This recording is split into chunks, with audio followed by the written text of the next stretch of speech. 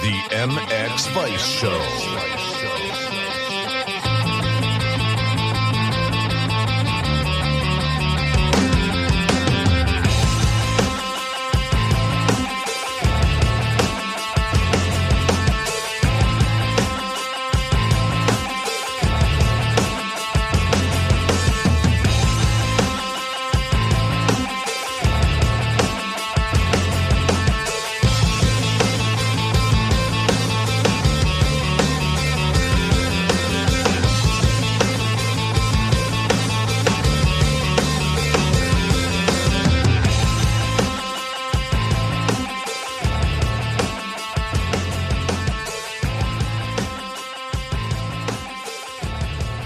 All right, welcome everybody to episode 149 of the mxvice Show. We have an action-packed show ready for today as we talk to former GP star and now trainer in Brian Jorgensen again, who's back by popular demand after the first show was so well received. Before we welcome Brian, we'd like to thank Parts Europe. Parts Europe distributes spare parts, accessories and rider equipment for all motorbike segments in Europe. We support the sport tagline is fortified to the Thor and Moose house brands and their support of world elite MX riders like Blandrin Prado, Langenfelder, Guadagnini, Jonas Bogers and 9 times world champion Thor ambassador Tony Cairoli. Your Parts Europe dealer has access to all the big brands for your motocross enduro bike, Necken, Pro Circuit, FMF, ODI, Cycra, Renthal, Recluse, and many more in stock, ready to be shipped. Check out their website at partseurope.eu or contact your local Parts Europe dealer. With a dealer network of over 10,000 shops, we're sure there is one close to you. All right, welcome, Brian. How's life? And thanks for joining us, mate. Yeah, thanks a lot. And thanks a lot for inviting me back on this awesome show. I hope that the last show that people hear it and of course enjoy the comments that you can get out of it and maybe even learn something. Yeah, man, I think it's definitely a good source of motivation and inspiration to a lot of people just hearing your story and hearing the way you approach life and the mindset you do it with. So yeah, we were sort of talking before this, and obviously I spoke to Bobby Bruce, who obviously had many good things to say about your work, and you had many good things to say about his work. So I guess we'll just start with a quick chat on Bobby Bruce. Obviously he was looking forward to linking up with you again in the off season. Super talented rider. He loves the work. He always enjoys battling it out with you, mate. He said you give him a good test, but sometimes you have to show him on the training day. So how is that shaping up for Bobby for 2024? He's a super talent. We wish him all the best, and definitely one of the great hopes of British motocross, because like we discussed, there's definitely a bit of a dearth of talent there. There's a lack of sort of streamlining in the programs there. And I guess he's one of the few that has the opportunity to race on the world stage, and that's where you got to be, isn't it, mate? Yeah, definitely. Like every step of the way, unfortunately you can say motocross is one of the toughest sports in the world, and not only tough as physical tough, but is also very demanding for your mind. So to be able to actually go through this and train and drill down every day, every week, every month, every year, yeah, you got to be a bit of a special person. And I think we'll go that far that you have to be a little bit obsessed with training and obsessed with achieving and getting the results. So it's great to work with Bobby, and I still think there's a lot of things that we can improve, because one thing that I have learned over the years, and believe me, it's a lot easier to be a coach to say this than actually be the rider or the guy that trains, because I was always thinking that the definition of winning is working hard, and if you're winning or you're just about to win, if you're working double hard, then you will get the better result. But unfortunately, mate, it doesn't work like that. There's a lot of other aspect to it as well, and it's about being patient. It's about believing in the process that you're doing, and of course, if you have good people around me, like good people around you, when you do your things, you've got to have a very trustful kind of a relationship where when I say jump, you need to jump, because otherwise there's no point of being a coach if you don't believe of those systematic training days where this is what we do. But this is what we do, and it's more like you can say Coach Brian is more like I don't ask if you want to do it. This is what we do, and not all the time we will agree on it. But unfortunately, there's only one way and that's my way. That's why I'm called a coach. So it's also important to listen to the riders, of course, but I think it's also really important to give to the riders that I know what I'm doing. And like I said, I was that rider that maybe wanted to do a little bit more to get that little bit more, but maybe actually the effectivity of being like that could be working a little bit less and then getting more. So I always try to teach them, like less can be more, and being patient and wait for the great moment is also very beneficial, which is difficult to do when you're young. You always want to be better and you want to achieve more, but there's a certain structure in life that will form around you. Then people get stressed. I have no money, I have this, and then I don't have that. But when you're working forward and you're being patient, things will fall into place. It's like gears. It's like sprocket that have to goes into each other, and things will fit at the right time. And you more you don't force that situation, you easier it's going to become if you believe in the process of doing it. So it's a lot of interesting thing working with young riders, because I see myself in a lot of the riders, and I also see my own strength, but also weaknesses. And some of my weaknesses as a rider was not having the patience enough to enjoy of what I have actually achieved. So it's great to be this side of the table. Yeah, it was really cool. We were chatting about obviously the lessons you impart onto the people you're training, and I guess the process of how to get there and how to achieve things. And you actually mentioning, you have to enjoy the good times, maybe reflect and be satisfied and proud with what you're doing. Because as a race, you're always on to the next thing. There's no time to sort of never settle, no excuses, don't rest. Because if I'm resting, someone else is working kind of attitude, which I guess has its place and it makes you an elite athlete. But there is some probably space in there to enjoy the good times as well, isn't there, mate? And we were talking about Brelyakov before when you were training him, and how you had to stop him from overdoing it. So there was some pretty cool sort of teachings in there too, mate, because obviously you had no one to really guide you. So you were just brutal every day on the grind, no limits. So there's some pretty cool stuff in there too, isn't there, mate?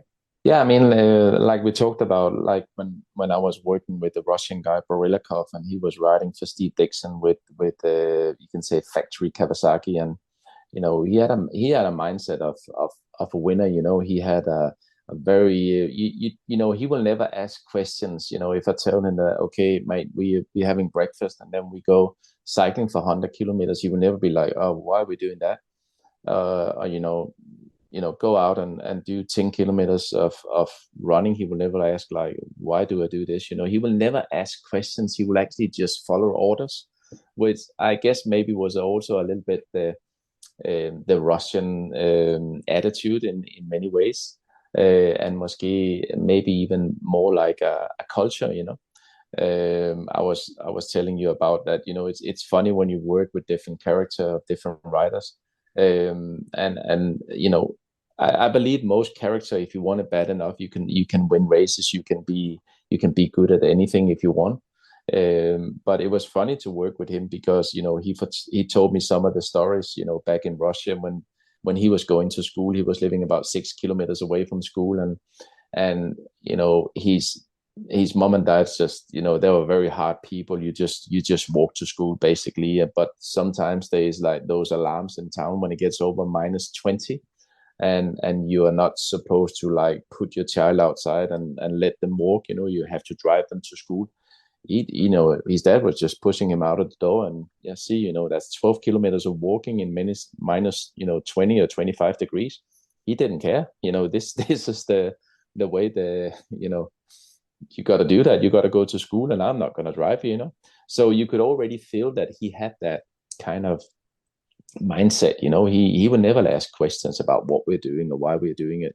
I will give my reasons for why we're doing it. We will always do like a planning before training, but he will never ask questions. He would just, if I said jump, he would just ask like how high, and that was really funny, and that's the good, you can say. You have to have so much respect, both ways. I always said, if you want to get respect, you're going to respect other people as well, because that, is not only going one way. but it gives a very dynamic, you can say, partnership when you do those things and when you're becoming a coach for a rider, and many times it really is, the trust, a trust of what we're doing, is believing in your own process of understanding why we are doing it. Because I can tell a lot of people they have to do this, they have to do that, but honestly, if they don't understand why they're doing it, what's the benefit of actually doing it, yeah, of course, you're never going to do it completely with your with your passion or with your heart. So when you want to be good at something, I believe the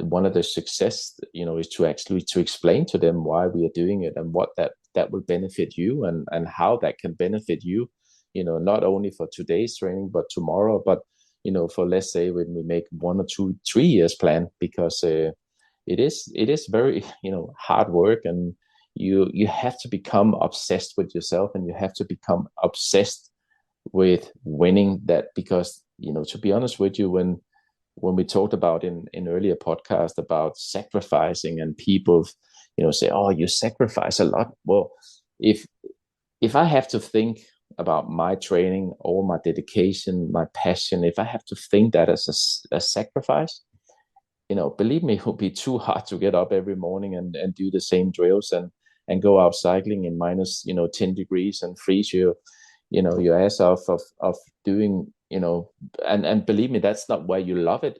And it's difficult to find the reason to do it. But for me, to become stronger mentally, I was just thinking, there's not a lot of people that will do this. That there's a lot more people that would quit than actually following through. And I think that was one of the processes that I learned in this, is that, I look out of the window, I could see it was very cold, but I didn't look at the temperature.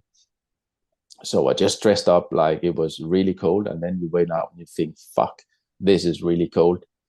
But I already said to myself that I'm going to do 3 hours of cycling. So there's no way I'm going to quit. I never quit a training. I never quit a race. I never quit going out just because, something was a little bit bent, when the front wheel was completely opposite direction. It's what you have, and I always said to myself, if you're getting up from a crash and you have time to actually stand there and put the bars completely straight, then it's going to be difficult to win a championship. Because when you're winning, or you want to win a championship, and you crash, the time, every single second counts. So the time that you're spending straining up the bars, that could be the 1 point that you're missing to win a championship. So even in training, sometimes when I have the people, on my school, or even with Bobby or whoever I'm working with, when they crash, I said, your job is to jump back on that bike as soon as possible. I don't care about the levers are down here, the handlebars is here, because you know what? Here comes the news.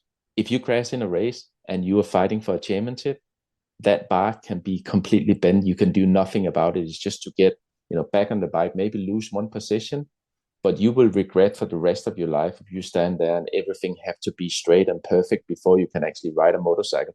I got sometimes up where the bike, was completely bent. But you know what? After like a couple of laps, when you know that you don't have time to straighten it up, you kind of get used to it, But of course, it's a little bit more difficult with the timing in the rods. But your brain will adapt to those things, but only adapt to those things if you practice those things, Yeah. So it's funny to see, like some people get up and they're like dusting their gloves off, and the grips have to be back in perfect, and you're thinking 1 second, 2 seconds, 3 seconds, and they can be 15 seconds before they actually start going. First of all, they put themselves in risk and other people in risk, because it could be in the middle of the track. People, some people don't care, but it could be, the difference between, ever being in a position to win races, and that I think is something that you also need to work on. Yeah, that's a really good point you make. They're obviously being familiar with being in these sort of adverse situations where you're in a challenge, but obviously if you're doing that on the training days, you're sort of built to, handle it when you need to. And another really cool thing that Bobby said to me when speaking last week was, I said, where do you get your confidence from, mate? Does it come from good results? Does it come from the training? He said, it definitely comes from the work. because it's like you were saying, mate, you're getting up in that cold weather doing the cycling. That builds confidence because, you know, you're primed for an assault, you know, on the gate. You're ready to go. You're ready to rumble. That's where, you know, it comes from within, doesn't it, mate? There's no sort of outside noises that's necessarily going to give you that really, you know, strong confidence and, you know, faith in yourself. So would you say that's definitely a good lesson to take on? And I guess just touch a little bit more on your program. Obviously, it's all encompassing, you know, it's on and off the bike. It's obviously there's a lot of gym work, there's a lot of sleep, a lot of work. Maybe we'll touch on the phones in the next section. But yeah, it's got to be all in, doesn't it, mate? There's got to be so many things working in the right direction, from the diet to the sleep, like we said. So just a couple of your thoughts on those topics, mate. Yeah, you know, first of all, I think it's really important when you do something in life, you know, in sports or whatever you do, you know, you have to, you know, do it the right reason. You have to find out why you want to do it. You know, if it's to become famous on Instagram or Facebook, or do you want to do it because you have so much passion for winning, and you can see that as a goal, or it could be money, like it also can be for something. You know, Ryan Villapoto, you know, I believe that he only won a lot of championship because he could, you know, I don't think he really loved it. You know, I don't think he loved the drills and training. He loved the money and the cash and the money that he made out of it, and that's fine. You know, we all have different reasons. Yeah. But I can only compare to, you know, when I went in school, I didn't have any passion for school. I had to do it because I had to do it. But you know, when you come into school and you have no passion, then you also are unprepared. So when you come into the class, I was very nervous because I really didn't hope that teacher will ask me about anything, because I didn't know a lot. I had a little bit of a skill to come into school a little bit early, and if we had to go through a book and read about a book, and you know, they will always ask you questions about, oh, have you heard about this guy? And you know, most of the time I didn't know it because I didn't read it. But other times I will come into school early in the morning and I will, you know, read the backside of the book, and I will, you know, pick up those things really quickly, and then I will ask different people around the class early in the morning. And then I will kind of create my own little story about this. And then when the teacher asked me, he said, so Brian, what does this person, Christian, say in the book? He said this. And most of the times I was quite lucky, but I was always scared that someone would pick me up, because I knew I set myself up to make failure, because most of the times I couldn't pull it off, you know. So I always say to people, you know, this is the fear that sits in me always when I did things with school. But this, what I do now, I would still fail, but I will not be afraid to fail, because I have this incredible passion for what I do. I have this incredible motivation for winning.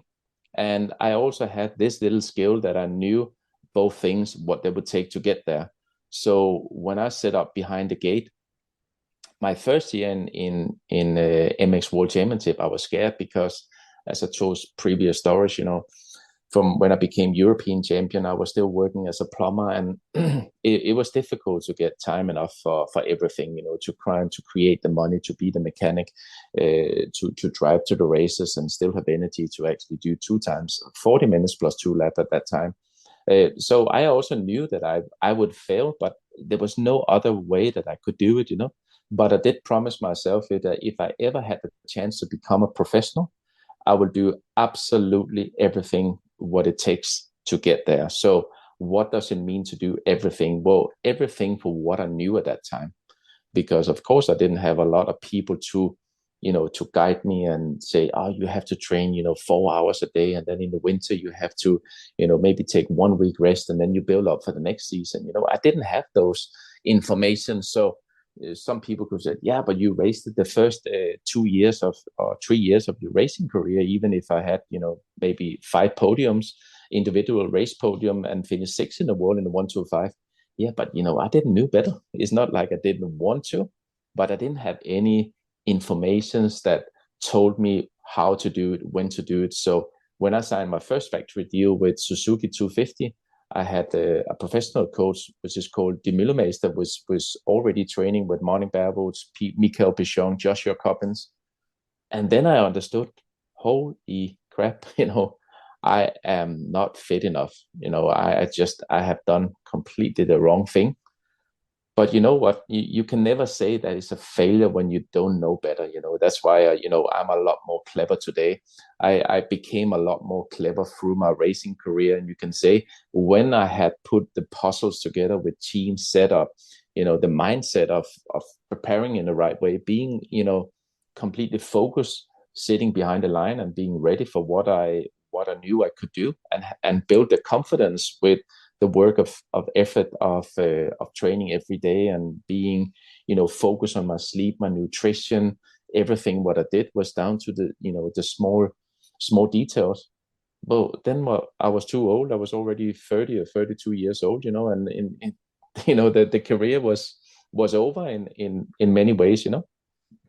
So I think, having a guy like myself or other coaches, which have done something or have a lot of information, is of course incredible beneficial, for a lot of riders, because you get a lot faster to the target, and you get a lot of faster to the actually possibility to sit behind the line. And with Bobby, I said, Bobby, your confidence is not something that I can give you, but I can definitely tell you and learn you how to train, and I will do all the climbing, I will do all the drills with you on a bicycle, or even sometimes do some technical drills on a motocross bike. I will not be able to challenge you over a 40-minute moto on a motocross bike, because that day is over for me. But I still have technical skills enough to show some details that is just basic on a couple of corners, or the line choice or whatever. And on the bicycle, I'm still fortunate enough for myself that I still have the motivation to still want to go out and be strong on a bicycle and be in good condition. And I see that even as a blessing sometimes for me. I'm thinking, so even sometimes I'm thinking to myself, why do you love to push yourself that much? But this is what I've always done. This is my life. Since I was very young, I was out the other day, and again, I went up this, after we spoke, and I went up this mountain, and it's just, this guy just came past me, because I said to myself, just relax, just, I feel quite tired. And he came by me, and I cannot help it. I just had to go up, and I reached like I think it was 187 heart rate, which should not be possible in my age. But that's just, I love a challenge. When someone put it in front of me, I would grab it and I will hunt that thing down until I get it. And, almost, and I'm lucky. I feel so blessed that I still have that, competition in me, because some people are, fuck it, they just let them go. Yeah. But especially in cycling, I would probably a little bit different in motocross, because, if I ride with Bobby Bruce, I am well aware that I don't have the same stamina as before, and I'm well aware of that. If I try to go the same speed, I could more probably do, but I will ride over my own comfort zone, which I'm not prepared to do anymore, because the consequences of riding over that comfort zone is probably more than what I should be able to handle in my age. Because if and when you crash, you're not like when you were 17, 18 and you just bounce off the floor and then you get up and still the bike is still tumbling down the hill, and you're thinking just run after it, and then you find out that the whole bike is broken and the handlebar broke up, but you're still okay, and I think that's going to be the opposite way now. The bike is probably going to be okay, but the old rider is not going to be as okay anymore. So I find it very interesting, with the mindset and when we're training. And I love to, if Bobby will go and he will try to challenge me, I will hunt him down. That's basically, and I see that as a blessing in many ways, to be able to do that. But pretty also, cool you can actually do the work with them, and they obviously respect you for doing that, for still pushing through it, getting through those tough moments, and grinding it out. And I guess it gives, with all your experience and knowledge, it gives them good direction, that everything they're doing is with purpose, intention, and it's focused on, an end goal of whatever it is you're trying to achieve. But there's something in mind at the end. It's not sort of without direction. So that's really cool. And I guess as a trainer, you're always trying to elevate and never stand still. And because there's differences to be made in so many areas. I remember speaking to, I think it was Lorenzo, about Tim Geiser's training, and he's an absolute weapon. 5-time world champion, done so much in the sport, so much left to do. And he was saying he is never standing still either. He's always looking for, upgrades in his training program, little different, percentage points to make up here and there. So that's what it's got to be at the top, isn't it, mate? Because you can never settle. It's always a constant work and a constant sort of grind to elevate. And I was going to say, do you actually gain insights from other sports as well too, mate? Is that something you look towards? Because obviously covering, soccer or football myself, there's a lot of guys that gain influence from things like ice hockey and basketball and this kind of stuff with, tactically and, with different structures and frameworks and pressing and this kind of stuff, mate. So is that something you look towards too?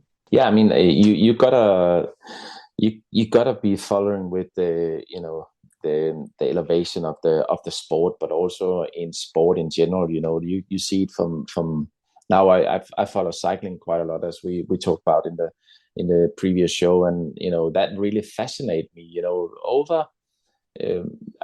Of course, we had many good riders, which some people always ask me, how do you get so many good climbers in Denmark when you don't have one single mountain?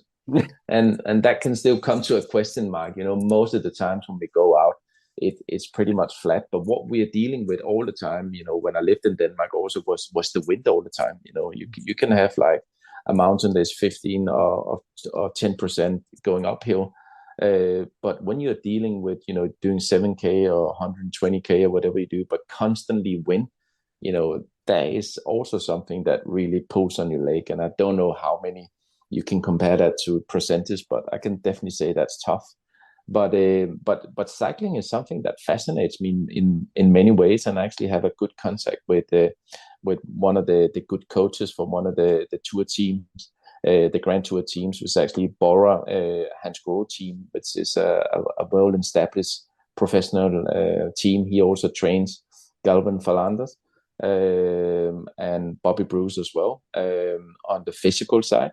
And it's very interesting to hear him talk about training. And, like I always said, one thing is to actually get the young people to understand about training. When you understand about training, it's about to understand them when to train, how to train, when to rest. Because if it was just about training and going out, balls out and just, sweat and go with high heart rate all the time, it would be too easy, So now it becomes more systematic. It becomes more of a detailed system where, okay, this is what we're training today, this is what we are training tomorrow, this is what we're going to do on Wednesday, always doing different variation. Because if you want to become a good athlete, you need to understand that it's not only about training, it's actually trying to do the right things at the right time. Because if you don't have a program and you don't work in your watt zone or your heart rate zones, and you have no feeling for your own body, there's a good chance that you never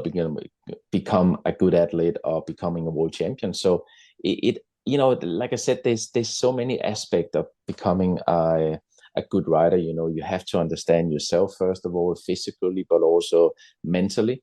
And you have to understand that not every training have to be hard to actually get benefits from the training. It depends on what kind of areas of your physical condition that you actually want to be stronger. So some people, when they do the testing, some people are having a good lung capacity, whatever that, and some people just don't have the fundamental.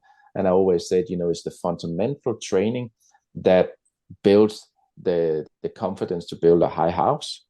So you have to start with the fundamental stuff, which for most people think that it's just 1 or 2 hours balls out, that's how I get stronger. No, it's working in low zones. It's working out in some zones where you think, I can possibly not get anything out of this because I'm used to train with heart rate and get, the feeling of iron in my throat where you almost taste blood, Then you think, in my point of view, when I was young, this is what people taught me. When you can feel the taste of the blood, then you have something, then you're done well. But that's not how it works. Now we have to find, we have to go with the developing of how you train. And we talked about it also a little bit on previous show about Tour de France. And, if they're doping or no doping, I should not be the judge of that, but I definitely understand that, everything everything becoming a lot more down to the smallest minor details, everything from nutrition. You can see, if you look 10 years back in the Tour de France, everyone would be drinking a Coca-Cola when they come in. I don't see anyone drinking a Coca-Cola when they come in. They have now they have like a shake, whatever there is in that shake, but it could be, I don't even have any idea what it could be, but it's definitely something that is not anything too related to doping, but it's something probably that it gives a faster recovery. When you see they come in from the speeds they have cycling straight away, they don't care if they need to do an interview. They come straight in, they'll be sitting on the cycle. Every team have set up the cycling, and then the interviewer of the whatever channel can come and interview the people. And that's just how hard that cycling is, they need that recovery. And that's something, I'm trying to learn the riders as well. When you come in after riding, you don't sit there and then you're like, oh yeah, that was a bad race. And then you're constantly thinking negative, but also at the same time, the body falls asleep because you've just been out with the highest level of intensity that you can ever imagine, stress for your mind, but also for your body. And now you're sitting down in a chair for half an hour, getting, a bulletin letter from your mom and dad or whatever that people are there, So you're coming in with your shoulders are just completely, down. So that's also something, like I always say to the riders, be active, come in, get your food, make sure we get on the bicycle. We talk about what we could do a little bit better, but mostly we are focusing on being in the present moment and what we would do in the future, because the past we cannot change. We can talk about it, we can evaluate about it, but we can do nothing about it. And that's why I always say to the riders, you know what, guys, we are here training, and it's this moment now that we want to make a difference. I don't care if you go out and think, I don't feel so good. I don't give a shit. This is the present of the time. This is where we need to perform, because this performance that you make today could be the last performance of your career, winning a world championship and make a difference for yourself and make it all worth it if you have those dreams. Or it could be a failure where you will regret for the rest of your life. So fucking live now, work on the best of yourself every day. And that's how you become good. It's we all have bad days. We all have days where we don't feel as motivated, but I think it's about, sometimes looking deep in yourself and actually understand, fuck, I'm almost here, but why don't I get the last bit out of it? If I live here and now and live in the present of the moment, I can only be better, and that's something I think it's very valuable to the riders. And like we talked about last time with Namur, myself being that frustrated, I had to go back to the deep roots of being me. I have to understand, why I love the sport so much. Why do I always think just about the results, but maybe also thinking about all the grinding and everything what I have done so far to get here, and I fucking deserve it. When you come from nothing till you sit there and you're, on a factory team, it's not because you're lucky, it's not because someone is blessed, or because you have it's because you're fucking good at what you do. So why do you doubt yourself that you cannot do it? Is sometimes you have to go that deep in yourself. And that's why I always say to the riders, you be honest with yourself. Don't come in and tell me bullshit, because I'm clever enough to see exactly what's going on. And I don't have any emotions involved with, if it's good or bad. But what I have emotion is to always tell you the truth, because I'm not never going to be a coach that, fold everything in and, but that was good that you finished 25 when I know you can finish 10. It's just not in me. And sometimes, it is difficult as a coach to, like, you can see that he's trying his, kind of hardest, but you have to tell him, this is not good enough. And then not everyone likes to be told that they're not doing it good enough. But what I always say to them, I said, it's a difference between being your dad and being your coach, because I don't never do criticism without having a solution to you as well. if I say you ride bad, I will always say, yeah, but this was not so good, this would not. But if you do like this, or you come with criticism that is constructively positive, then I think it makes a huge difference. And that's why I said, oh, it's so difficult to be a parent and be a coach and be a financer and be everything, and that will be the same, if my son chooses to ride motocross more in the future, it would be difficult to teach him, even if I'm standing with all this knowledge, all this, experience. But you know what? I have to keep being a dad. And then I have to hire other people, like we talked about before. The same with Stefan Evers, 10 times world champion. But Liam probably made the biggest, in my opinion, makes the biggest elevation of his riding when he started working with Ben Townley. Is Ben Townley a better coach than Stefan Evers? No, I don't know. But Stefan Evers is Liam Evers' dad. that is the biggest difference. And like when you come in as a coach, it's just easier, like Ben Townley, to tell him straight, this is the way it is. Or maybe it's just more fun and game, and you don't have that pressure of someone teaching you all the time that's been 10 times world champion. And that's what I think sometimes can be beneficial for a trainer like myself. I tried a lot of things, I invented a lot of things, I had a lot of motivation for myself, and achieved a lot great things, with always a target of wanted to do the best what I can. But I never been a world champion. I had many great results, but that also gives me I think you can do it like this. This is what I suggest you to do, with when it comes to riding styles, because I believe that, you cannot take someone that have a completely different riding style than me and take him over to be me, because then you lose all the effect of being him. But you can change small things, and that's why I also carefully, I kind of chooses, who I can honestly see that can become a lot better as a rider with my kind of technical aspect of riding a motorcycle, because it never suits maybe everyone. But if you give them more, I would like you to stand up more in the corners, and because you can see here when I show that it's just more efficient, it's a lot more easy, you get time more to breathe, and you use your balance instead of your power, then you let him try or her try, and then hopefully they, the penny drops and they think, that really works for me. But I also have riders that, I feel more comfortable sitting down, and it's like, yeah, that's okay. It's the end of the day, it's your own decision. Yeah, whatever works best, isn't it? Yeah, I'm only trying to give you options where you can consume a lot more energy. If you can ride like I see myself as how I was riding, with using less energy and being a lot more smooth and efficient on the bike at the right places. A little bit what we see Jade Lawrence is doing now in the present of being 2023. Of course that would be. I can almost feel his heart rate when he's riding. Everything is so well calculated. And remember that moments for myself where you have that confidence, where everything you just put at the right places. That was the right throttle, that was the right gear, that was the right braking, and then getting into that flow where your heart rate feel like it's just dropped 20 beats.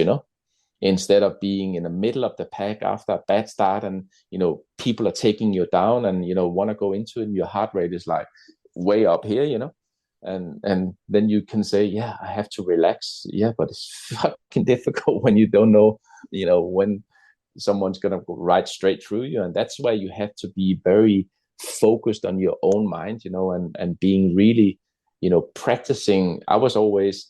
I give that as advice to other people as well. I said there's difference between telling yourself, thinking yourself that, I had this thing with, if I was start getting on arm pump or something, I would say in the beginning, I would think it, relax.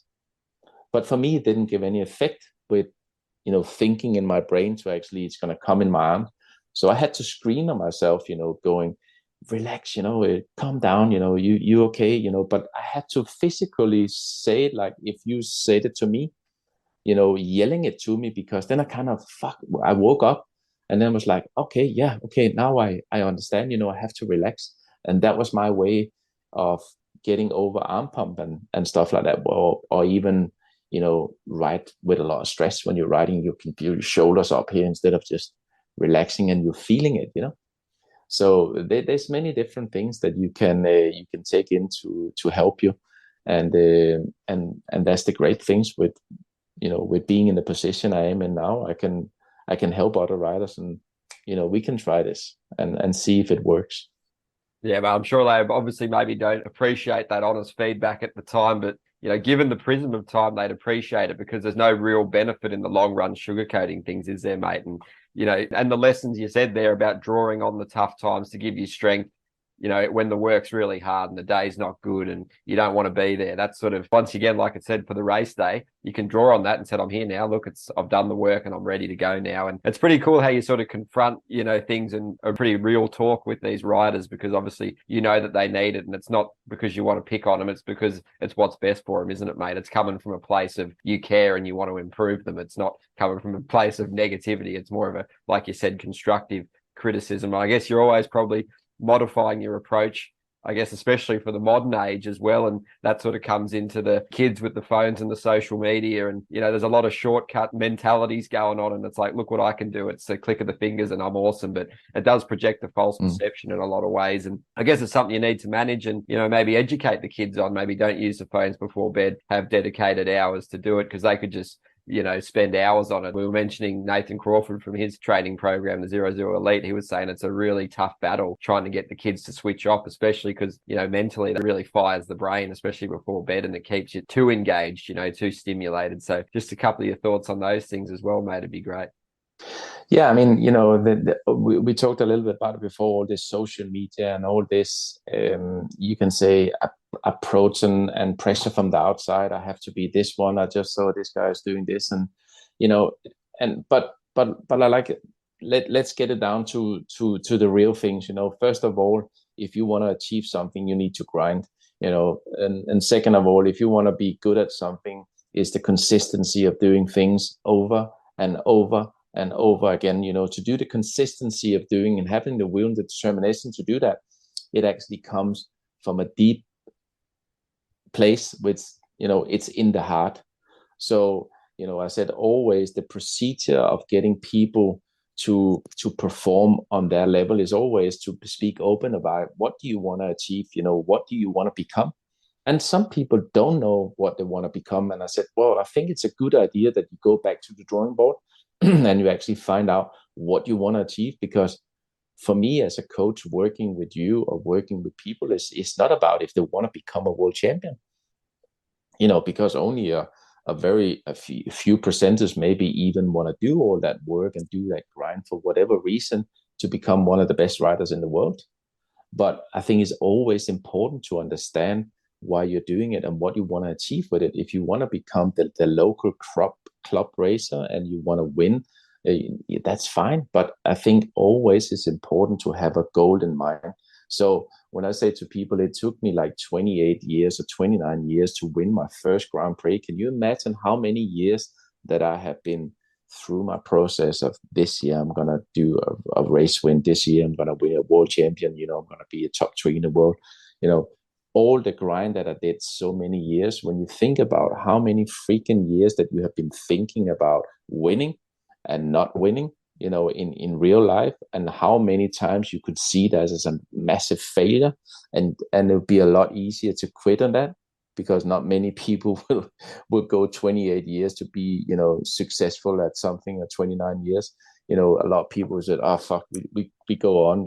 That's the same with business, when we relate sports people to business people. If you're going to start a company and you want to be successful or something, it doesn't matter if you're Elon Musk or whatever you are, you will hear about his failure as well, because if you don't fail, you'd never learn. And that's the grind of being a positive mindset, is that you will be falling down and you will get up again, and you will keep working. You maybe work again from zero, but you learn something from the previous failures. So failures is not something that is always negative. It's actually something that is very positive, because if you fail, then you come and move on for that. It's not about how many times you fail. It's about how many times you can actually get up and actually thinking about that. I'm going to be great again, and I'm going to be better than when I failed the last time. So I think it's really important for those young riders to be honest with themselves, and of course, like I said, I just have my own procedure in my training school. You know, I hate having people and spending all my time and knowledge and talking to them and helping them in a way that I think could be beneficial for them to become more safe, first of all, but also eventually getting more speed.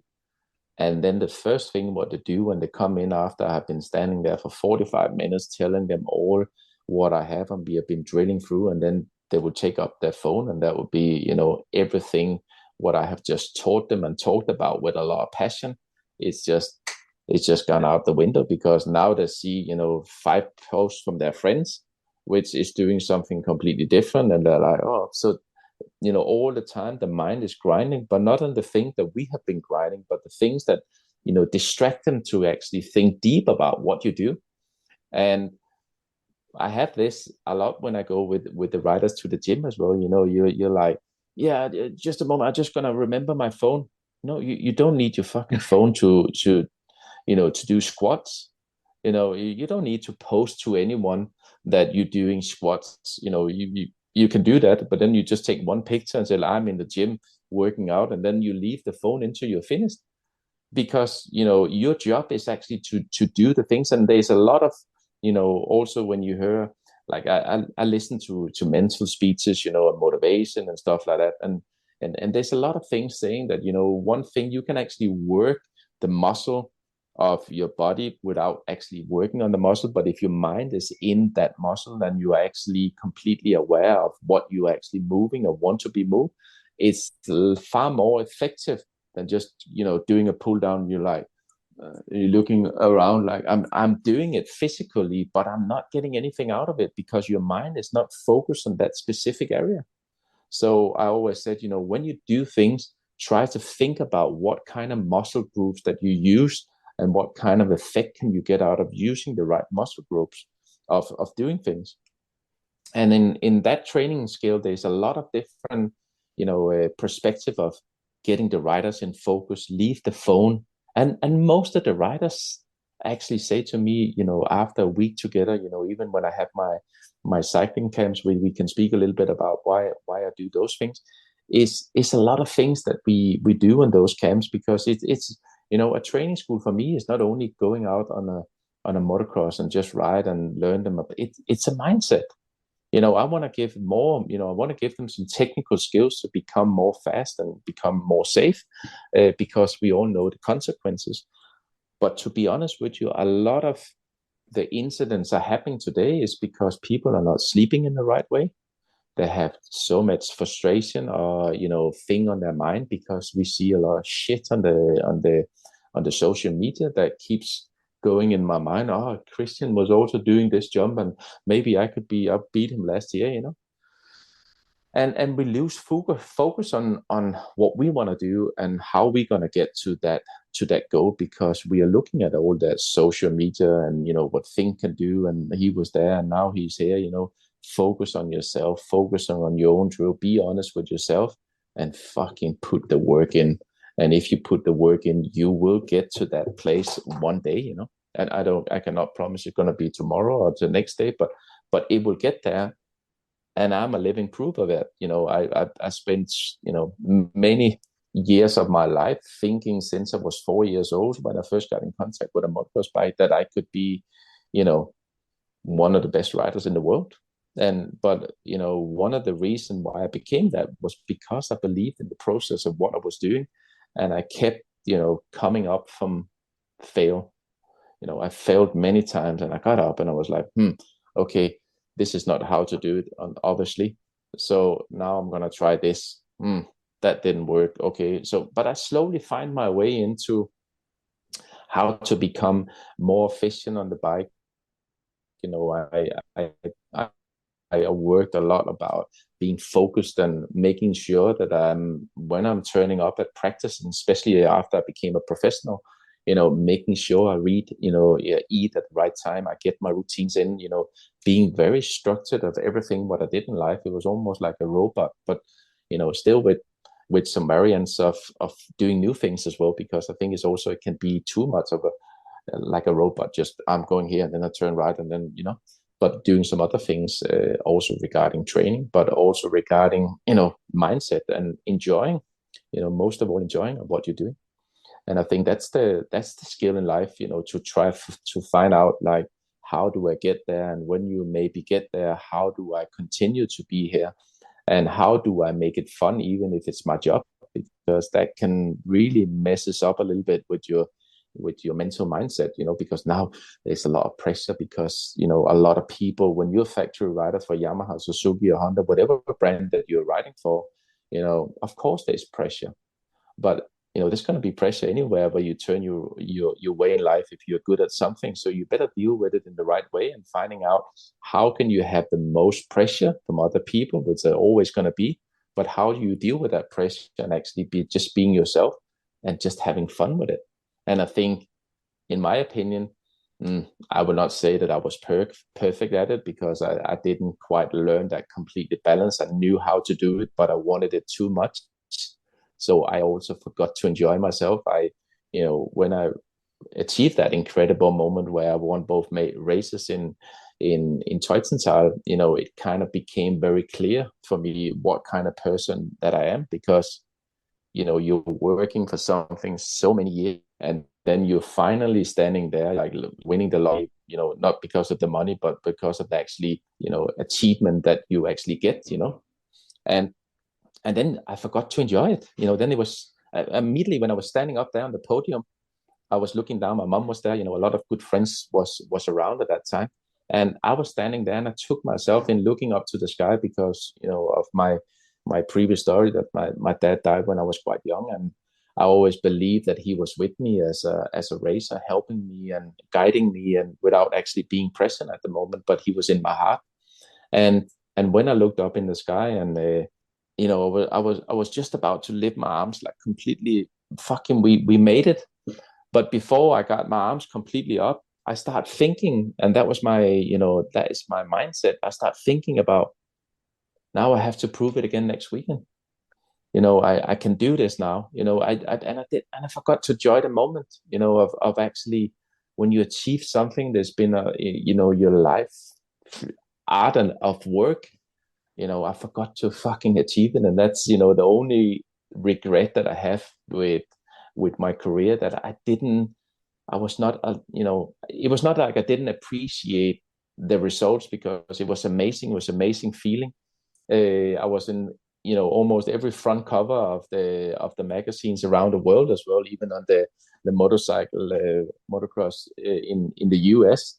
And that was incredible feeling, and it gave you a good feeling, not because of the fame, but actually thinking that people are actually accepting this, that you worked for so many years, and it's kind of like, fuck, there was other people that saw I won this race. This is actually real, this is actually real. But I must say I forgot to enjoy it the most, and that's just the character that I am, and that's what I can say with, if I have one rider that I really think that have a perfect, how can you say, what would I say here? I would probably say a perfect composition or a dynamic was probably Antonio Caroli, because you could really see that he was playing his way through racing in so many ways. He loved his DJ thing, and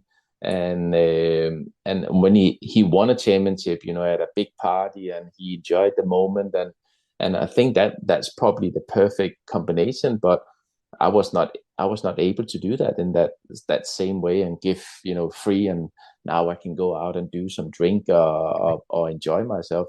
When the last 5 years of my career, I think I never took a drink, and maybe that can be sometimes the releases of actually thinking, fuck, let's go out and go crazy sometimes, and then we restart again. But immediately after I finished fourth in the world in 2003, having my best career of my mxgp year, I was only thinking about one thing, and that was to fucking get home and then get testing. And then at that time I went to Florida to do riding in the winter with Team Honda, and actually thinking about winning, because now I was so fourth in the world. I was 6 or 7 times on the podium in the end of the season in 2003.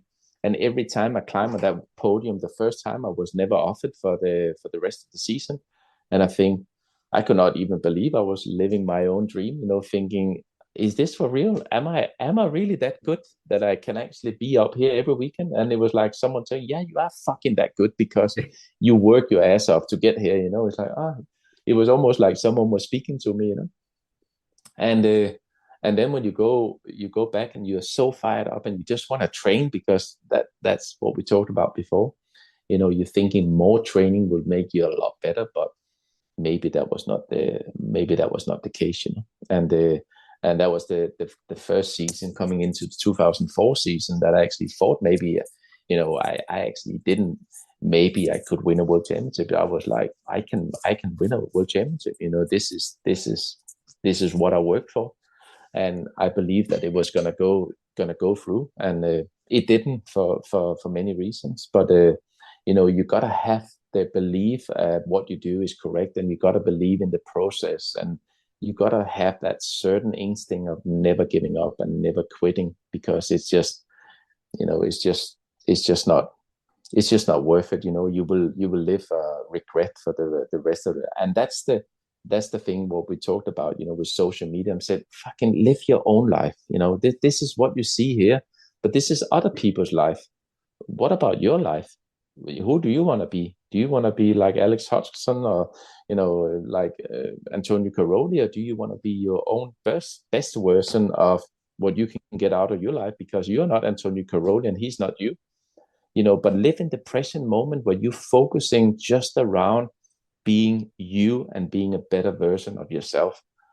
I think that's the problem with the you can say the newer generation. There's so many outputs, there's so many things. I have to live up to this, I have to live up to that.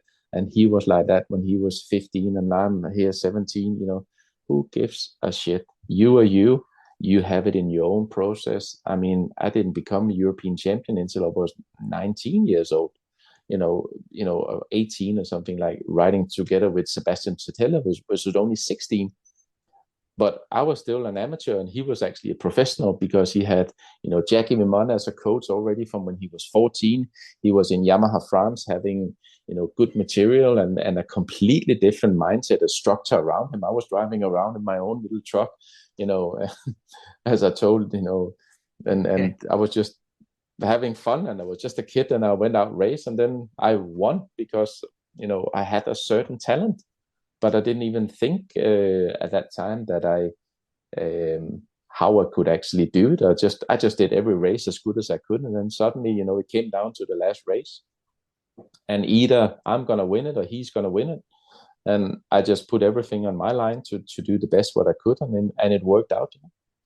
Yeah, it's pretty so cool, but that's always, not quitting and never giving up, and believe in the process of being yourself, because as soon as you start comparing yourself with other people, that's where you start, looking backwards instead of looking forwards.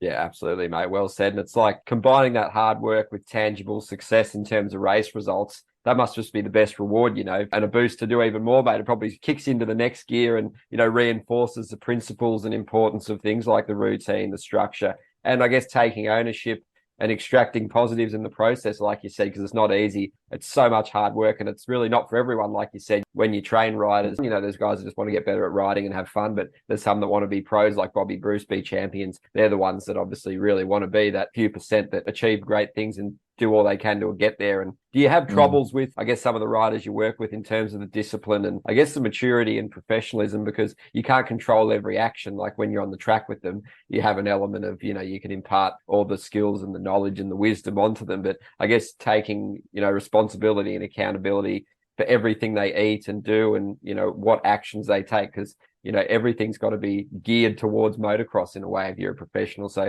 is that something you, I guess, have challenge with, the discipline and just sort of getting that knowledge through to them, that how important it is? Because, you slip for a couple of days and it can have some serious consequences, can't it? Yeah, I mean, it starts all, of course you cannot embrace every person that you meet, and, you can only do so much when you have training school or not working with them on a completely professional level. You also don't want to scare them. I want to say the truth, but you don't want to scare them, because maybe their wish is not to become a professional racer, but just to become a better version of themselves, which is completely fine. But definitely, I try always to guide them, thinking that, one of the best tips that I ever got in my life, I had people with nutrition, I had people, specialists in this and that, and training and so on later in my career. But my mom gave me the biggest wisdom that you can probably have, and the best advice. She said, eat a little bit of everything. It's not bad at eating McDonald's if you only eat it once a month or every 2 months. It's maybe not bad to eat meat, but just make sure that you don't eat it up to the races, because when you eat a lot of meat, it consumes a lot of energy, to break the meat down, and that's why it's not very beneficial to you. So if you want to eat meat, so with my riders, I make a schedule for the riders that this we can eat on Monday, Tuesday, but by Wednesday we are finished with meat, and then we go over to more carbohydrate meals and light processed food, such as fish, maybe chicken, eating more carbohydrates, because now you start filling up the depots for the weekend. And in that way you can guide the riders. And I'm always like, we've been training today, let's go down to Burger King. Yeah, but you guys can do that, that's okay, but we're not going to do the same tomorrow. And it's okay sometimes. Some people have the feeling of sometimes they want to get a Coca-Cola. That could be or even like myself, I know that Red Bull is maybe not the best for me, but sometimes I love to get a cold Red Bull, and that's my little naughtiness in life. I'm thinking, oh, I'm a bit of a bad boy here. I drink this Red Bull. That's not good for me, but I don't drink and I don't take drugs. So in that way, I feel that I'm living up to my own, and I train to, I don't have a nutrition plan, but I train to put myself in that position, because if I didn't train and I love pasta or I love something else, there is maybe not the best for you in terms of putting on weight. I can say I do all this training because I love it, but I also like to be a good role model for the riders. If I come out and say, oh guys, now we're going to do 90 kilometers, and I know that I'm already 20 kilos too heavy, and it's not really sitting great on my body. Well, can I be the right inspiration for the riders, and would I be able to live up to myself most of all, but also my previous name in the sport? I was always one of the fittest guy. So there's a lot of things that I just keep myself in the way that I keep, because I enjoy to be in good shape. I love to look myself in the mirror and think, I can actually be quite proud of that. I don't do it for my girlfriend or for other people's thinking, he's really, but I do it mostly for myself. And of course, then, when you go out with people like Bobby Bruce, who's also very fit, yeah, of course it's nice. It's kind of a little bit of a clap on the shoulder and thinking, yeah, I do this because I want to put myself in that situation. So when we go out and climb 10%, I don't want to be left behind completely because I'm eating McDonald's food every day. It's what kind of inspiration is this? So I always say to the people, when you look at your food, look at it and look very carefully and think, is this really good for me? Because everyone expects a lot from the bikes and factory suspension, a lot of pipes and, a lot of money. And that's especially when you speak with the young people. But I'm always pointing at them and said, what could you do to, if you're 5 kilo too heavy or you're not training well enough, do you even think that you are in a position to have Arkaprovic and best pipes and everything on the bike if you're not performing with the right race fuel? Because, everyone wants the best bike and fast bikes and whatever, and they want the best equipment. But I think it's most important to look inwards and think, am I the best equipment? Have I put race fuel on my body?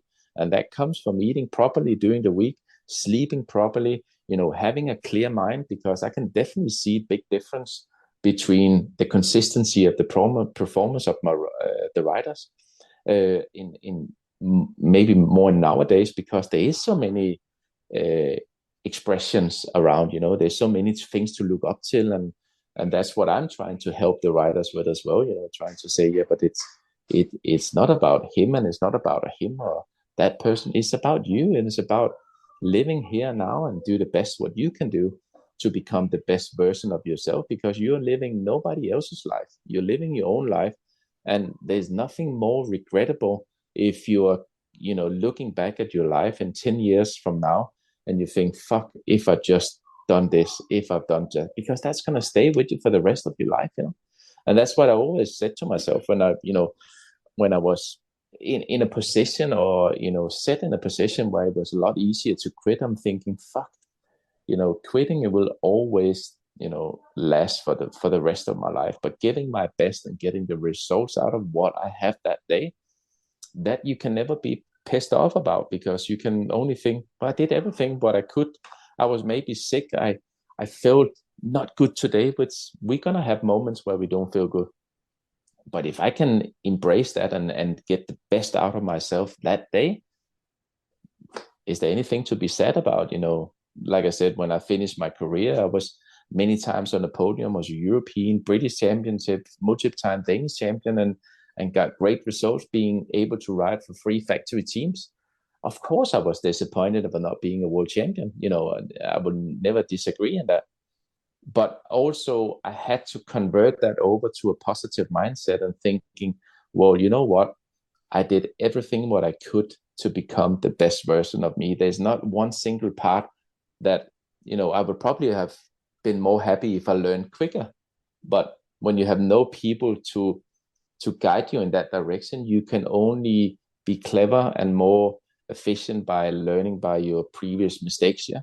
So all the time, it took me time, and it was maybe a long grind, but it took me some time to actually be able to win races and understand that I was a championship contender, with some of the best people in the world of riding a motorcycle. And you can say I learned a lot from that, and I did my best, of everything what I could, and I learned a lot, and I did a lot of mistakes. But you know what? That's life, and you will hear any good businessman that had a successful company or became successful, that everyone will tell that, what I know now, if I could do it again, I will be even better version of myself. And that's what I'm thinking as well. But, that time is gone, that train is past.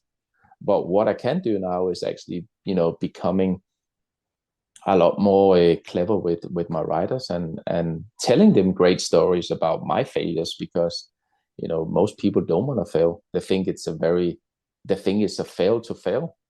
But I said, you more you get comfortable with being uncomfortable, you easier and more your experience, and easier it's going to be to learn from your mistakes.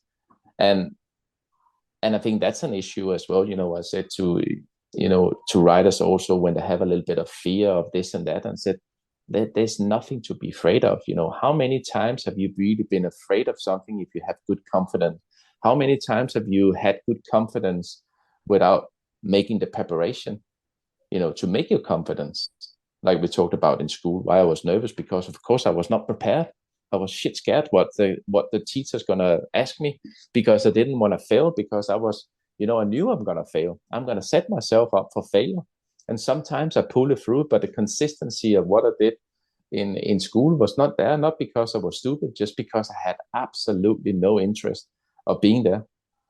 But I did the best what I could do, and I wanted to become a racer, and I kind of pulled that through, and use that weakness that I had in school towards my strength in racing, because now I suddenly had passion. I did something that gave meaning completely for me. But some people want to be good without putting the work effort in, and some people want to be good even if they feel scared. So I said, what are you scared about? If you're not, if you have so much passion for what you do and you're willing to put the work in, you can have respect. But that's the difference between being scared. Scared is something that you're having that fear of crashing, and you think, well, if you're having that fear of crashing, is it because that you're afraid of hurting yourself, or is it just because you don't love the sport enough? I was ready to put everything on the line. I didn't care if I, to be honest with you, and this can sound very, very hard for some people, but to be honest, I didn't care if I died from racing, because I knew that I would put everything on the line to become the best. You can call that, sickening for many people. It's like, yeah, but you don't like your life. Yeah, I love and appreciate my life. But you can say that in other words, that's how much I love the sport. I didn't care if I died on the way to become the best. I didn't care if I came paralyzed for riding a motorcycle, because I always would put myself in the best situation. So in the back of my mind, I will think about it, but I knew it would not happen, because I prepared for things. I didn't set myself up for failures. And to be honest with you, this is the biggest frustration I sometimes have, because I don't only learn them to train to be faster, to be more efficient, but I learn them to train to understand that you more physical demand that you have, your easier it is to focus. In that way, is a lot more difficult to make, big mistakes. Because if I'm sitting going up a mountain and, I want to be aggressive to that guy, I want to pass him, but I'm on maximum heart rate because I don't have, I'm not even going to think creative of how I'm going to pass him and what I'm going to do, because the only thing that I'm thinking about is just to breathe and not kill myself with choking in my own breath, in my own breath. So, when you are in good shape, everything is just more relaxed, and it's never going to become like really easy, but it's definitely going to become a lot easier to think in a proper way of how you can pass people and how you can survive a race when you're in good shape. And this is, to be honest with you, my biggest goal with being a coach is of course to have some people that really wants to become and help them living their dream. It's my dream. Is the next best thing as being a racer yourself, because that era is past. But also for people to get more safe. If there's so many reasons and then so many positive things that I could actually bring to the table for a lot of people that don't even want to become a world champion, but just telling those things. If you sleep properly, if you're focusing on yourself and you eat properly, and you do a little bit of exercise, you don't have to be Brian Jorgensen, obsessed with kind of training and being in good shape. You don't have to become that, but let's say 2 or 3 times a week, you would not even understand how much better position you're going to set yourself in. And don't do it for me, but do it for yourself, because it's your life. I have my life. I know how to proceed and go practicing if I feel stressed, or I don't feel good, because of, when my mom died, I didn't ride the bike almost for half a year when my mother died. And it's not because I don't like the sport. It's just because I have simply so much respect for the sport that I knew mentally I could not deal with this. I could not deal with the things that was happening in my life, and then actually going riding and being completely deep into to this, which I knew had a lot of consequences. So you got to have respect for the sport. And the way that I treat respect for the sport is to train and to be focused and to eat and sleep, even if I don't ride the bike every day, but I only maybe ride the bike, it could be 2 times every month. Like sometimes it can be 1 time a week. But every time I put myself on that motocross bike, I make sure that I'm in the present moment where I am 100%, focused on what I'm doing. Not because of I want to be best and better, a better version of Brian Jorgensen, what he was in the past. Not because I remember that I was winning racing, but just because I purely have the passion for the sport and I want to have fun. And the only way for me to have fun is to be focused and be in good shape. Yeah, it's awesome, mate. I guess it's pretty cool and satisfying for you to be in a unique position to share your knowledge with people. And obviously you've gone down the coaching pathway and you're definitely all in on it, mate. I guess that would give you a great, sense of enjoyment and just to help others. Because it's like, I remember a famous soccer player, Viali, who died recently. He said one of the things he used to really enjoy was doing charity and having golf days for charity. And it was like, be selfish, get into charity because it feels good to help people. And I guess that probably resonates with you as well, mate, because, as humans, you want to help each other depending on your approach and the way you live your life and, what values you have and fundamentals and principles and all that kind of thing. But it is good to help people out or, do good things for animals that are in need. So there's a lot of cool lessons as well, I guess, in the job as well as in a human side and a sports side. And just, working towards, turning negatives into positives and making them the most complete package they can be dependent on what their goals are. And there's always some pretty cool stuff to look forward to, isn't it? It's not like you're at a level now you can't get better. There's always something a carrot to chase and improvement to be had. And I guess, it's pretty cool the position you're in, mate. And I guess you just wake up every day and enjoy it as well, even though there's probably some tough days, but you live in a nice sunny place in Spain with the family. So there's so much to, be happy about, isn't it? Yeah, it's like I said, it's always about putting yourself in a best position. And, I don't, you can say, it takes a certain selfishness or focused and, to be a racer. But I always try to teach people and also about you can be selfish and you can be arrogant. You can be all the things when you have put your helmet on. Because now it becomes real. Now you're sitting behind the gate and you want to fight with 39 other riders on the start line. That's okay to be selfish, but you have to almost be a little bit of a schizophrenic person because you have to have two personalities, the way that I see it, and some people balance that better than others. But, when I tie that helmet and still today, I don't go, to win in the same way that I did, 15, 20 years ago. But I still go with the mindset of doing my best. So there becomes the selfishness. If someone is in my way, I will never go into him, but I will definitely show my front wheels, say, fuck off, I'm here to actually race the track, and that's where the selfishness comes. I want the best for myself and I want to have fun. And the only way for me to have fun is to go on the track with a certain mindset of being 100% focused.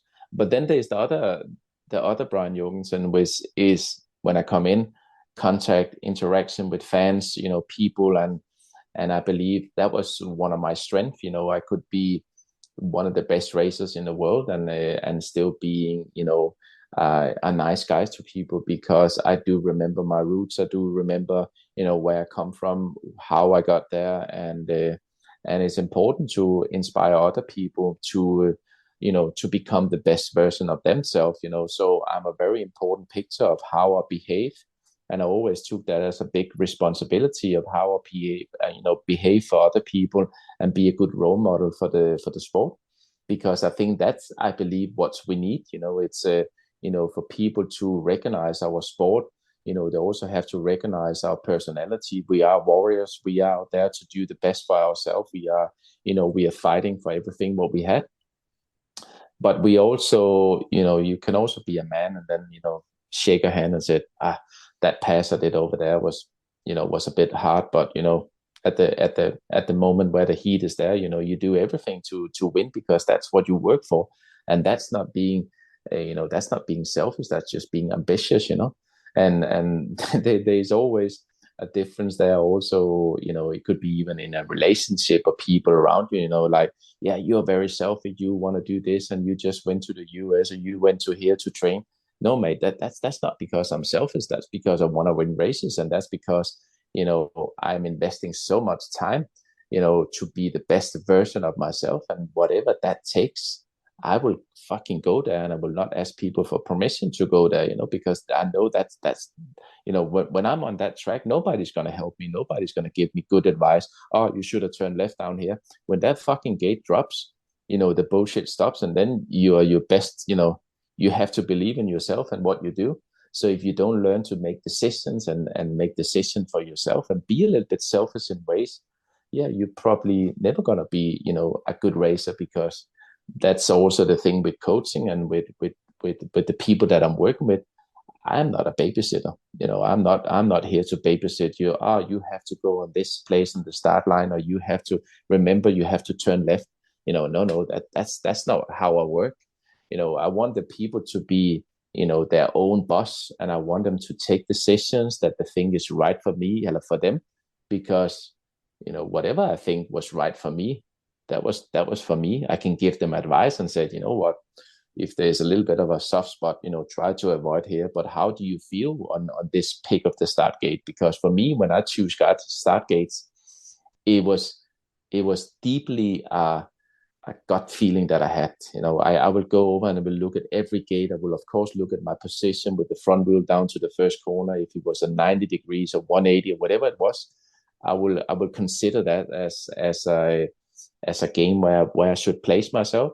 But at the end of the day, if I was choosing between 3 or 4 gates, it was always a feeling inside me. Like it was really weird. It was always a weird feeling of, if I believe that this is the gate that I'm gonna make a good start, I will choose that gate. And some people will, but it's better to be on the inside. No, I didn't care what people say. I will listen to them and respect them, but I will always have to make my own decision. And that's why, being a racer, you have to look at for advice. And and as I said, what we do in the trails of doing the training is I'm guiding them a lot. I'm pushing them to become comfortable with being uncomfortable, because you said, yeah, but now I'm almost tired. Yeah, but then we do the last drill. No, but I'm too tired. So I said, if you're too tired now, just think about the feeling that you have right now of being too tired. And this was the last race of the year, and you have that same feeling, and you have been working all your life to become a world champion or European champion, whatever your goal is. Just think now again, am I tired? Am I tired enough not to do this drill? Or are you just tired because your mind telling that you're a little bit tired? There's a huge difference, and that's something that I always evaluate with the riders, when they said, I'm tired. Yeah, but if you don't learn how to get yourself tired, if you never learn how to push and beyond, that limit that you have, maybe the limit is here, but in the real life, I pushed myself way over the limit that I didn't even know exists, because I never touched that limit. I never knew what tiredness was, because when I feel a little bit tired, yeah, then I thought I was tired. But you know what I mean? It's about your mindset. What your mindset, if you're used to doing a lot of work, if you're used to pushing yourself more, you can, maybe the limit is it's above the roof. So what I'm trying to do with the boot camp during the winter and the training effort that we put in with cycling and the camps that I do is that actually to test them a little bit. So what do you think is tired for you? How much do you want to sacrifice to get to top of that hill? Because I can see from your heart rate, if your heart rate is 200 and you're coming up the hill and you're doing 175 and you said you're on the limit, I can tell you straight up that you're not on your limit. And then you don't understand your limit, So I have that privilege in life that I know my limit. I can push completely up to, like I said, I thought maybe my heart rate was, maybe only 185 because it'd been a long time. And then I saw this guy and I was like pushing, because then I had it was like a rapid that I chased down, it was like, and suddenly when I looked down on my heart rate watch, it was like 187. I'm thinking, I could actually do a little bit more. So my heart rate limit was probably 189. That would be my maximum. But, I'm 48 years old. That shouldn't probably be genetic possible and physic possible in the moment.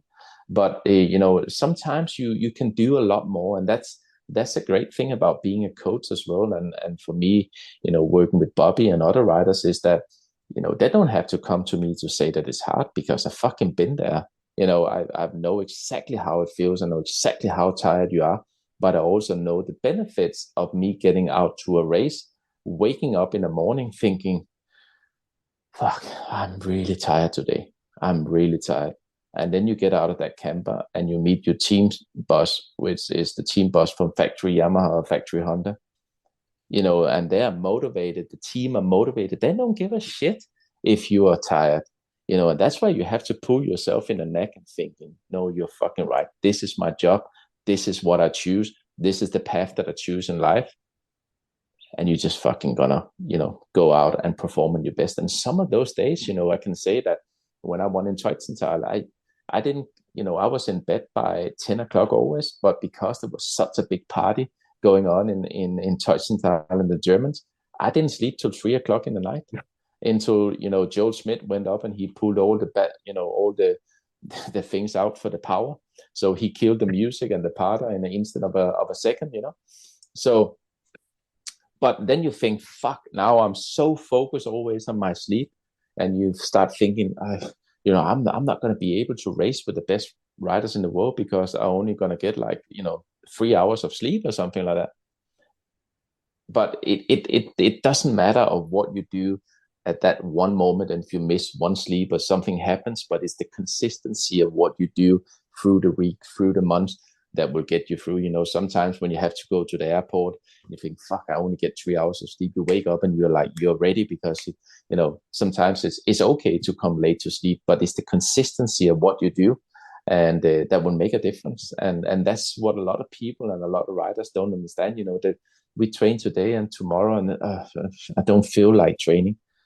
Well, I don't care. If you told me that you want to be the best rider or you want to be better than what you already are, you got to be willing to feel comfortable, feeling uncomfortable, and drilling more than what you were able to do before, because that's unfortunately how you progress. Same as going into work. If you want to have a better position in a company, maybe other people are going home at 4 o'clock, but you maybe have to stay till 6 o'clock and showing your boss, which is always the latest guy that's going to leave the company, that I want to do this. I want to sacrifice something to actually get to that position.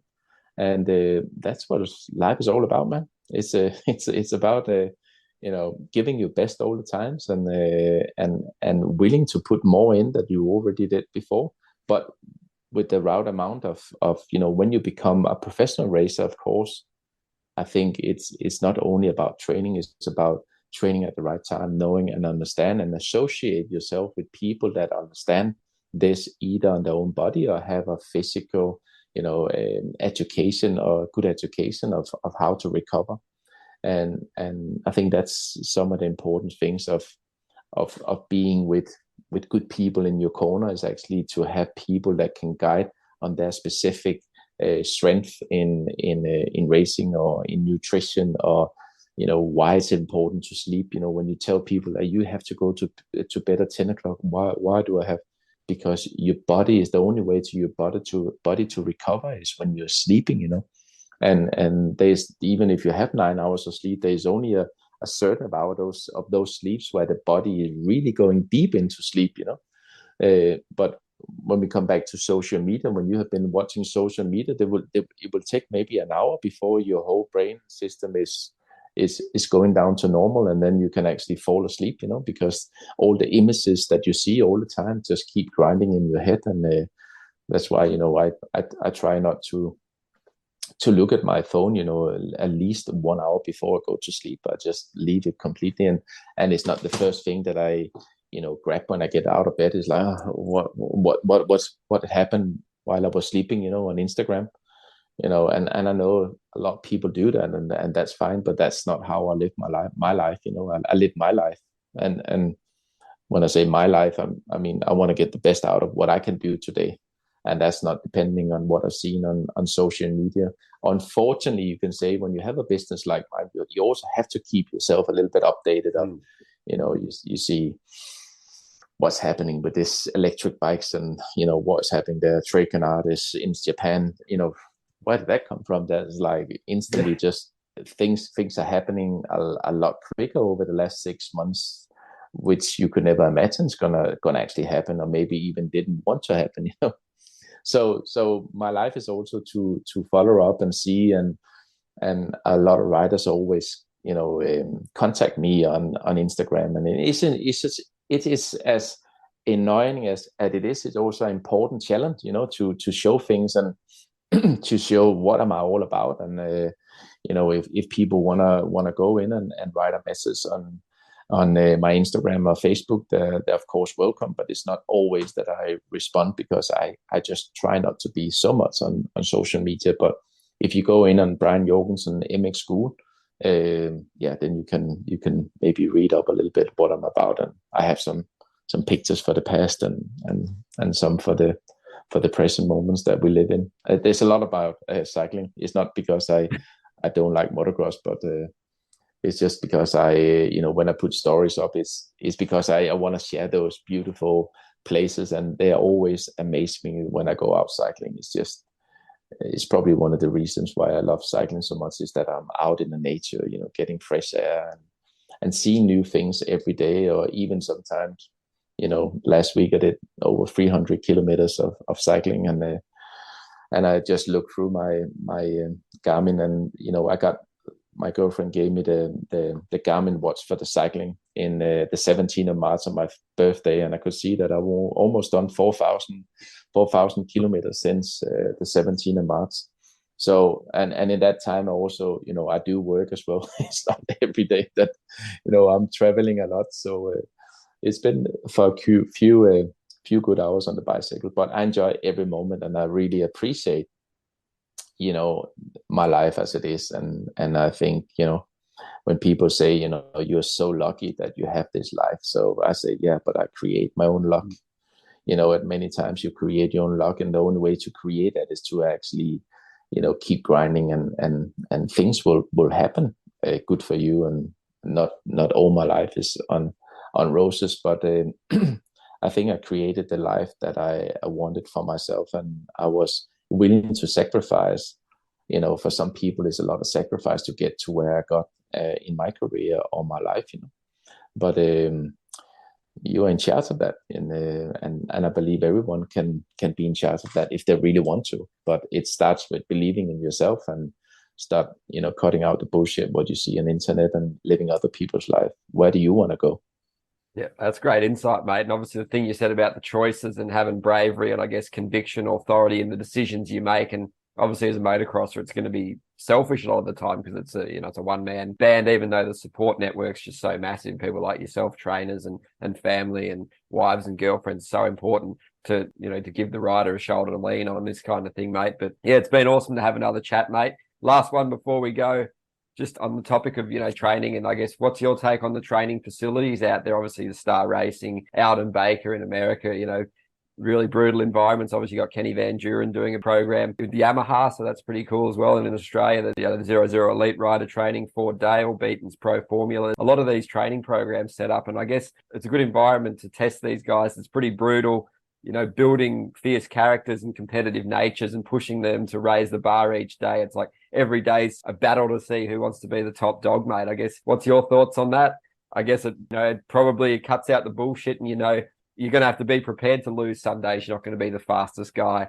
And then I suppose the other edge of the sword is someone like Cooper Webb, who's traditionally not the best trainer, but when it's race day, as they say, he's the Sunday man. He's all over it.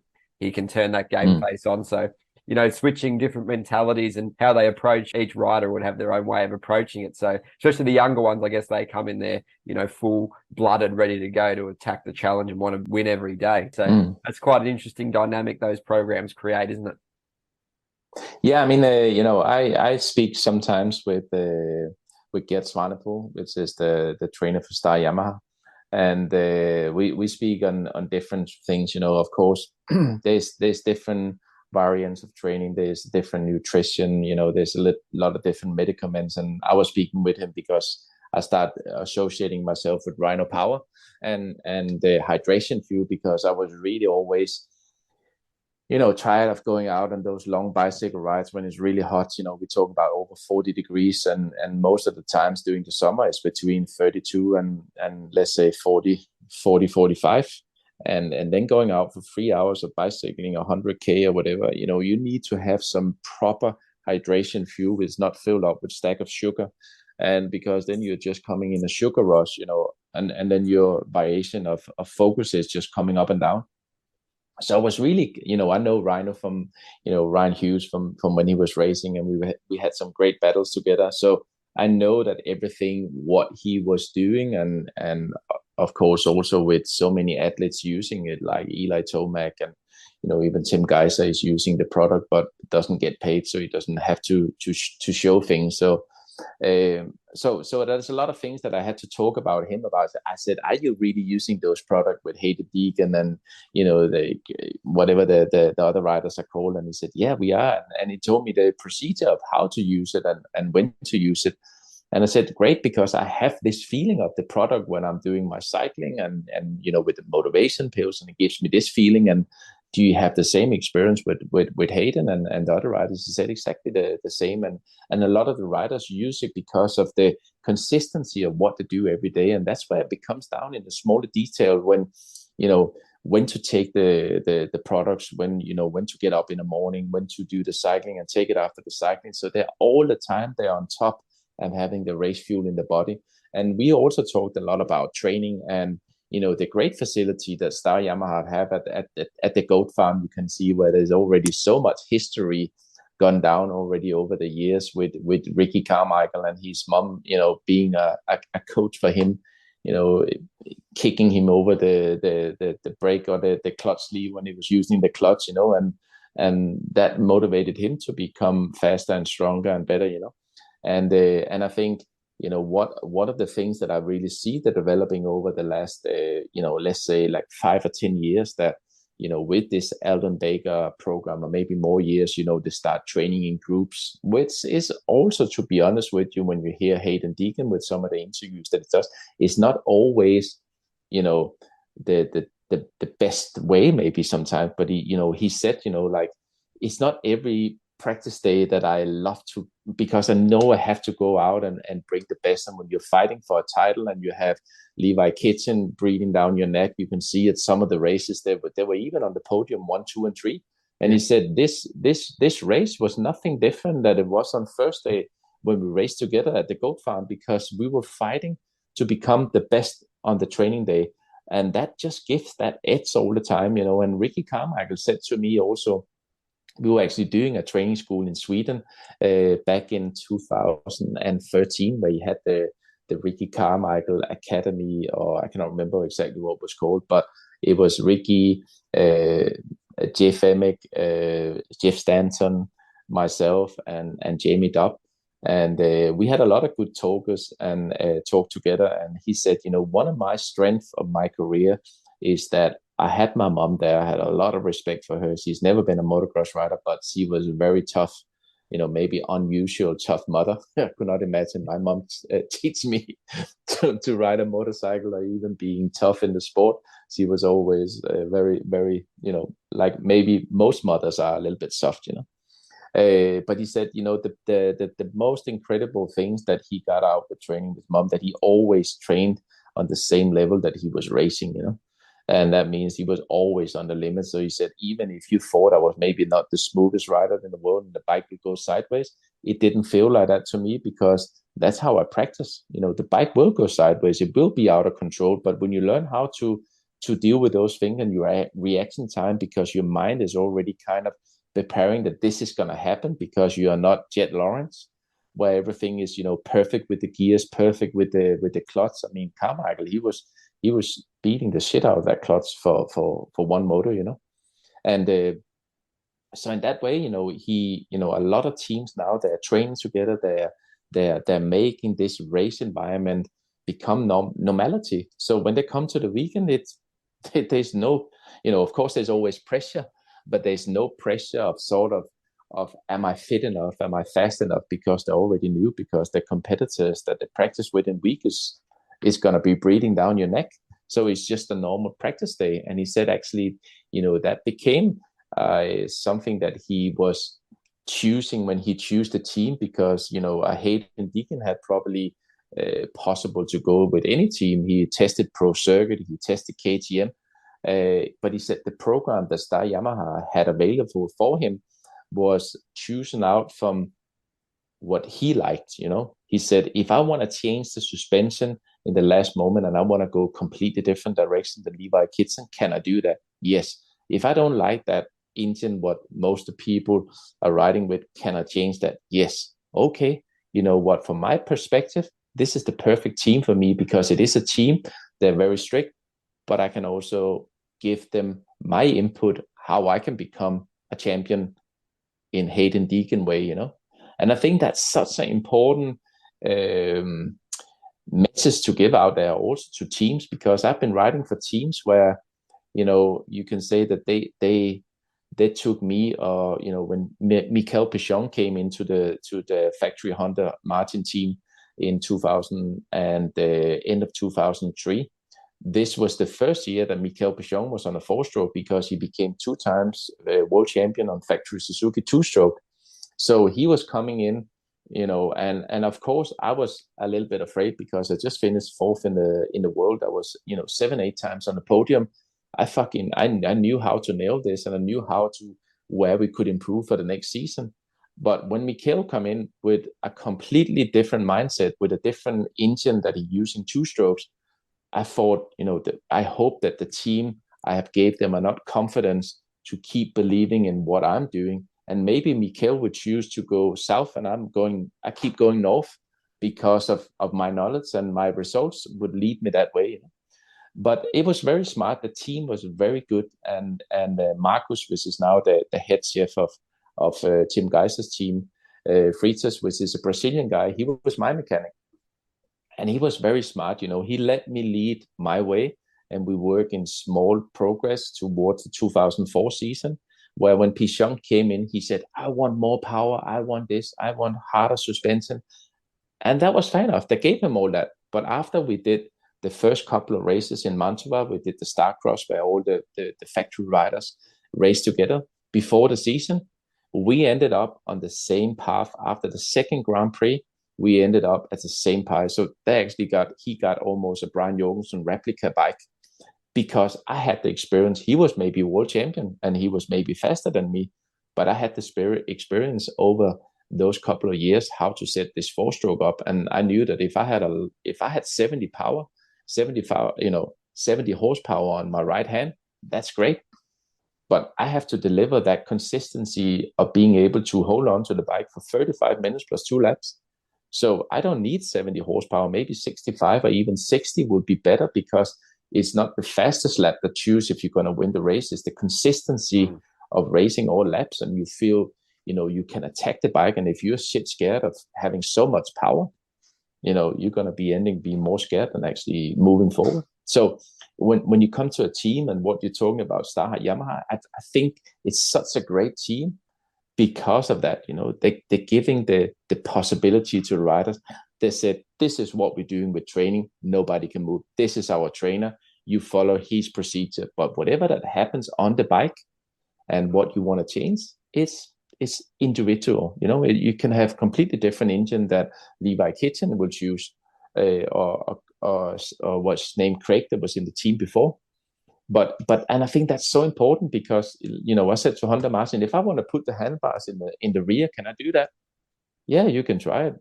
Probably know that it's not going to work, but at least you try it. I tried bigger tires. I tried different maybe 18-inch rear tire and 20-inch front tire. I tried it all. But if you don't try it, you're always going to play in your mind, this if I didn't try this, So that freedom to have, and like with Swanepoel, he said, of course it's difficult with Star Yamaha having that many riders that good with so many different characters, because you kind of, you don't want to do too much for him, but because then he thinks that, at the end of the day, they're racing for titles in supercross and outdoor. So I will hate to be in his position, to be honest with it, sometimes with such a strong character of choosing of riders. And personally, I gotta admit something, I never thought that Hayden Deegan's gonna be that successful. My son always said to me, he was watching all those YouTube shows, and he would say, he's incredible. So I said, yeah, I know he's fucking amazing, but he's gonna burn out, when he wanna become, if he becomes pro. I didn't believe that he's gonna have that hunger to actually wants to win, because he have the best bikes, he had the best facilities, he have a dad, he was successful himself. What is there to what is there to achieve? But he still, my son always said to me, who was right? And I was like, yeah, you're actually right. I take that one on the chin. I didn't believe that he will be that hungry and ride with that desire that he actually rides with. And that's just, show me that I can also be wrong. I thought sometimes I look at things and I'm like, this is never gonna work out. You have the fastest KTM 85, all the way up. He had the fastest, even got a really, the best bike in the moment, maybe in the MX2 field. How is he gonna be? How is he gonna overcome to be better? But I must say, he proved me wrong. He's a great rider, and I'm very surprised of the desire that he still have to, being, you can say, so much focus on him, since he was 8, 9 years old when he did the backflip and, started this YouTube channel, which of course was a great idea. When you think of it, I just expose myself. It's just about them. And yeah, but you gotta get the best out of what you have and the time that you have on the bike. So if you can make, with millions of you, and you can make millions of that alone, I mean, of course, that's going to come into consideration, even if you are maybe not the best. But when you're talking about Yamaha and branding and stuff like that, I mean, you can never go wrong. And if the guy can actually ride a motorcycle as well, and being, having that many fans, I think you have the ultimate of what you can achieve, maybe. And he's going to be a great, and I think actually also he's a great ambassador for the sport, the way that he speak and the way that he approached the sport. So yeah, there's a lot of good teams, and I think the thing with the teams now, they understand that the riders have to train together, and that what most of the team, not everyone maybe likes the way that Alden Baker do things, and maybe not everyone likes the way that Swanepoel is doing his training. But I think you got to choose a program that you believe in, and when the results start coming, then yeah, you don't have to believe, then you just see, this is what we have to do. Yeah, it's going to be fascinating, obviously, watching Deegan and the Lawrence brothers, in the future, and him against Sexton. And it's just going to be fascinating to see how that plays out as he moves up in the classes, and even just in the next couple of years. It'll be awesome, mate. But yeah, we've almost sort of racking up towards the 2 hours, mate. We put the 90-minute cap, but we've sort of already gone over that, mate. But it's been an awesome chat, and we've got through so much. We could probably get through another 5 hours of stuff. There's always heaps to talk to with you, mate, and we haven't really sort of scratched the surface on MXGP and how that's shaping up for 2024 or anything like that. So no, it's been awesome, mate. And before we let you go, we'll just thank the sponsors for the end of this one in AS3 Performance Parts, the home of aftermarket motocross and enduro parts, from hardware and protection parts, including skid plates and radiator braces, to performance cooling parts, such as silicon radiator hoses and oversized impeller kits. AS3 also have a huge range of brake, clutch and gear levers, all with different features and adjustability. Check them out online at as3performance.co.uk. And obviously Kawasaki Motors, the KLX 140R, 140cc engine with plus suspension, push-button electric start, makes for great trailblazers. The machines come in 3 different sizes, ranging from junior's first tentative steps to pushing the door wide open on adult riding. The highly regarded KLX 140R range is ready and willing to add fun enjoyment in 2023. Contact your local off-road dealership for more information. All right, Brian, all the best, mate. Thanks again for taking the time. We definitely look forward to getting you back on again. I think the fans are definitely enjoying these, as am I, mate. And yeah, cheers for making the time to do these. We really appreciate it. Yeah, and thanks a lot for having me on the show. And like I said, if people want to look a little bit on Instagram or Facebook, it's Brian Jorgensen MX School, and have a look. And if you need any assistance of training or some advice, just write to me there, and I will try to come back as soon as possible.